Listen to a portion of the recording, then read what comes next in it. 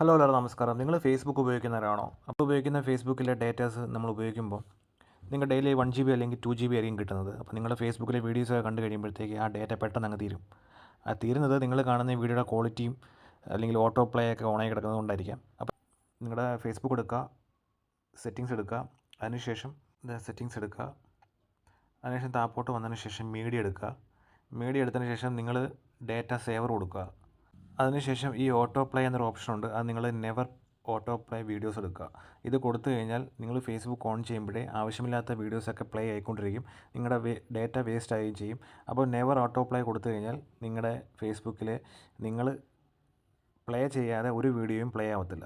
നിങ്ങൾ ഓൺ ചെയ്യാതെ ഒരു വീഡിയോ നിങ്ങൾക്ക് കാണാൻ പറ്റില്ല. പക്ഷേ നിങ്ങളുടെ ഫേസ്ബുക്കിലെ ഇതുപോലെ വെള്ള കളറായിരിക്കും കാണുന്നത്. നിങ്ങൾക്ക് ഡാർക്ക് മോഡ് ആക്കിയിടാം. താപ്പോട്ട് വന്നതിന് ശേഷം ഡാർക്ക് മോഡ് ഓപ്ഷൻ ഉണ്ട്, അത് ഓൺ ആക്കിയിടാം. അപ്പോൾ നിങ്ങളുടെ ഫോൺ ഇതുപോലെ ഡാർക്ക് മോഡാവും. അത് മാത്രമല്ല, നിങ്ങൾക്ക് രാത്രിയിൽ ഡാർക്ക് മോഡ് വേണം, പകൽ വൈറ്റ് മോഡ് വേണം. അങ്ങനെയാണെങ്കിൽ അതായത് ഇവിടെ ഓട്ടോമാറ്റിക് കൊടുത്താൽ മതി. നിങ്ങളുടെ ഡിവൈസിലെ സെറ്റിങ്സ് അനുസരിച്ച് ഇത് മാറിക്കൊണ്ടിരിക്കും.